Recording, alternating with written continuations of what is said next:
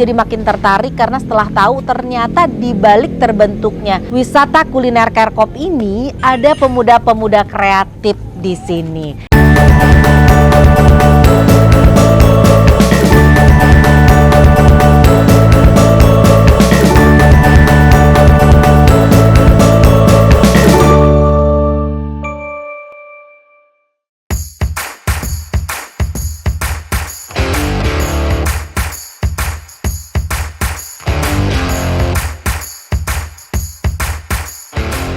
Assalamualaikum teman-teman Tete semuanya, balik lagi sama Tete di sini. Teman-teman udah nonton pasti ya konten yang aku review makanan. Ini bahagia banget sih aku di Garut ada yang kayak gini. Nah teman-teman, ini dia berbagai macam kuliner yang ada di wisata kuliner Kerkop. Ini 10.000 doang guys. Kita coba ya mie-nya. Bismillahirrahmanirrahim.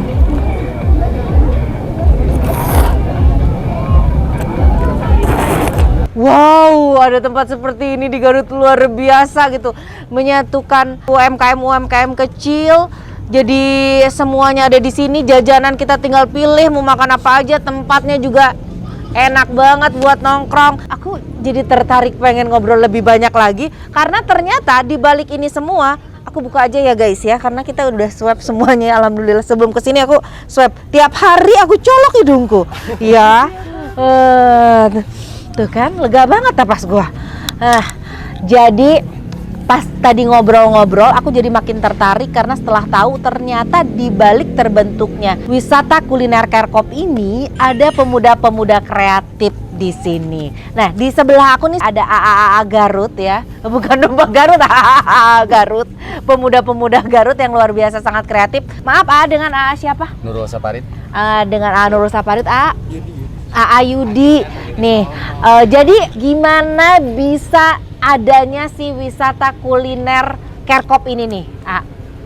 Alhamdulillah dengan kerjasama sinergitas dengan pimpinan kami Bapak Endang Rustandi, Kepala UPT Sarana Olahraga Kerkop yang di bawah naungan Kadispora, Kepala Dinas Pemuda dan Olahraga Kabupaten Garut, kami terus berkomunikasi menjalin sinergitas. Ada di bawah wisata kuliner ada para sukarelawan dari Pemda dan Karang Taruna, kita berkolaborasi. Alhamdulillah ini saya masuk dari sini 2005, ini kota mati. Iya betul.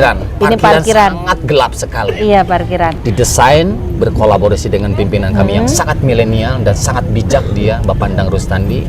Dirobahlah dengan sedemikian rupa dengan rupiah. Alhamdulillah 0 rupiah. Oke. Kita merangkak step dari bawah ke bawah terus sampai ke akhirnya UMKM digandeng lah dengan Bapak Yudi. Bagus sekali dia, konsep sangat milenial, custom lampunya dan rekrutmen juga. Alhamdulillah kami sudah mencapai sekarang di kisaran 60%. 60%, mudah-mudahan kami di 70%. Ini ada koperasi yang di bawah naungan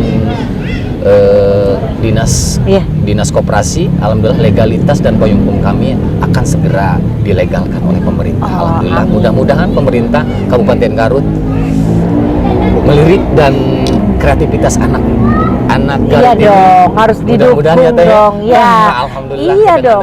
Alhamdulillah. Aku sih seneng ya ngelihat pemuda-pemuda Garut tuh sangat kreatif gitu ya. Kita juga butuh dukungan support ya dari pemerintah, dari pemegang Garut. Kayak aku tuh selalu menggebu-gebu ingin mempromosikan Garut karena aku lahir besar di Garut gitu ya.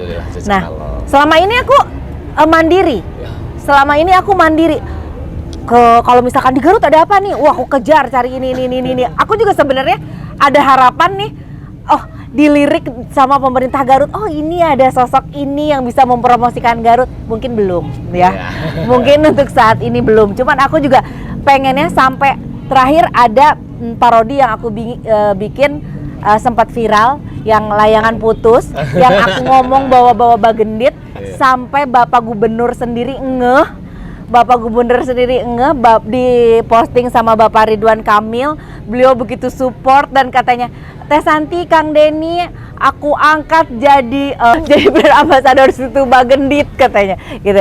Mungkin dari pemerintahan Garutnya belum gitu, karena aku belum ada hawar-hawar apa gitu ya. Sebenarnya kita cuma pengen disupport aja. Kita cuma pengen disupport aja, kayak misalkan komunikasi lebih enak. Wah, Teh Santi misalkan mau ke Garut, Teh bisa promosikan wisata terbaru kita ada ini gitu. Dengan senang hati aku pengen memberikan bakti aku sebagai putri daerah gitu ya. Karena banyak sekali kota-kota yang berkembang memang karena wisatanya, baik di kuliner, baik di wisata alamnya. Apalagi kita punya banyak sekali wisata alam atau apapun itu yang ada di Garut yang kita bisa tonjolkan ke luar sana. Kalau Garut nih punya ini loh, Garut nih punya ini loh gitu, yang orang belum ngeh gitu. Alhamdulillah juga, terima kasih Teteh sudah. Iya. Salut sekali saya. Nah, Aku sih senang, aku pernah diundang sama Bupati Majalengka untuk datang ke sana gitu dan sangat welcome banget. Di sana tuh cuman Teh Santi, kita punya ini, punya tempat wisata ini, ada apa tuh yang waktu itu kita datengin tuh yang kayak teras sharing. Ada teras sharing, terus kita punya ini, punya ini, tolong promosikan ini. Oke Pak, dengan senang hati, karena aku tuh senang berpetualang gitu ya, senang berpetualang.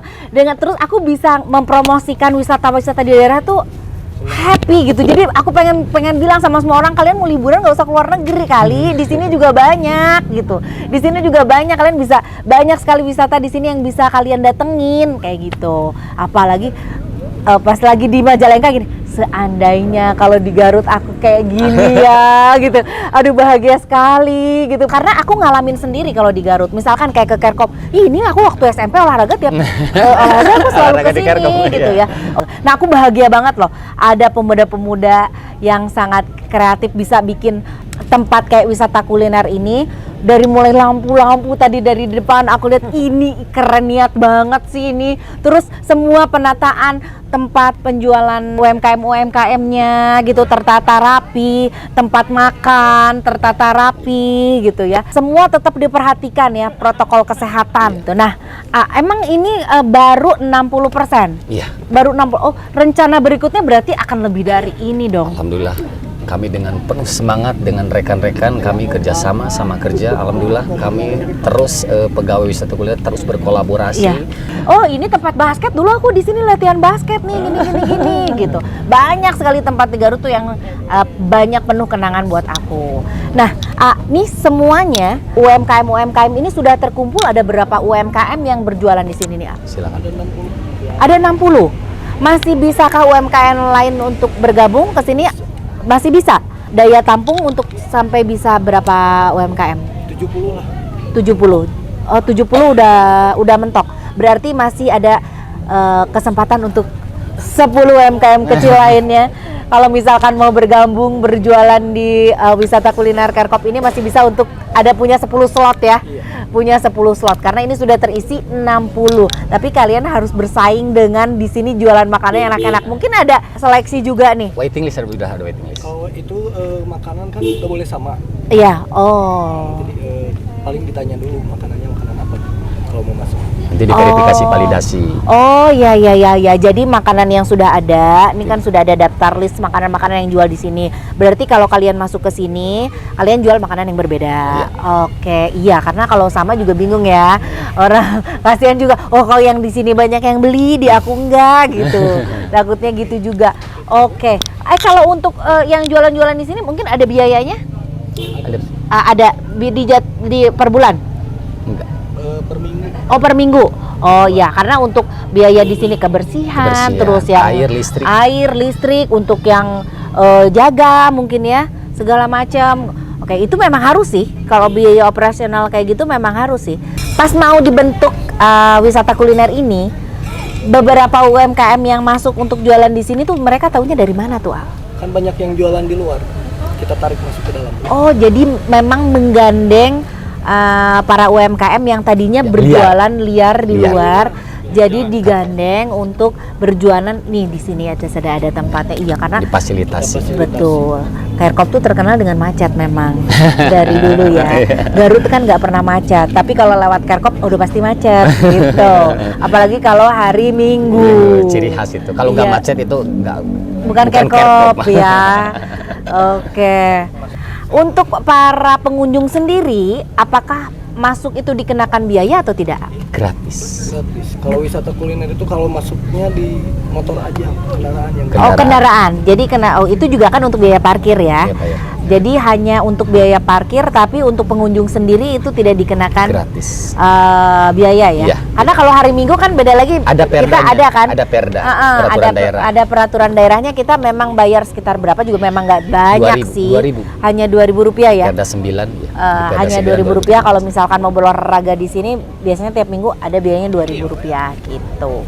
Nah, tadi selama makan menikmati makanan itu aku sangat menikmati dan tidak terganggu sama sekali dengan adanya pengamen, adanya pengemis. Karena biasanya rata-rata nih kalau kita makan di tempat umum itu tuh pengamen tuh bukan cuma satu nih, baru satu suap udah gonjreng lagi, satu suap udah gonjreng lagi gitu.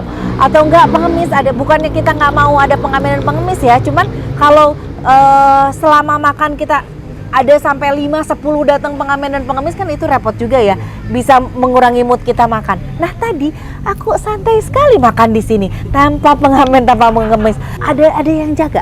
Ya, larangan keras. dilarang. Ring 1 udah. Kalau ring 1 bolos, ring 2 ada di sini. Langsung sterilisasi pengemis dan pengamen karena mood makan para pengunjung itu merasa tidak nyaman.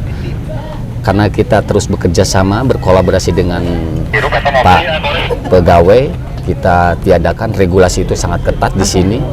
Tetap pengemis dan pengamen itu tidak ada, sterilisasi. Jadi daripada masuk mendingan dikasih di depan. Oh Dikasih. iya. Jadi sebelum masuk nggak boleh main pengamen di sini. Kasih. Kasih. Ya. Dah. Oh keren sih ya. Iya, jadi sama-sama menang ya. Pengamennya menang, kita juga sebagai pengunjung juga ngerasa nyaman ya, tidak terganggu. Ya.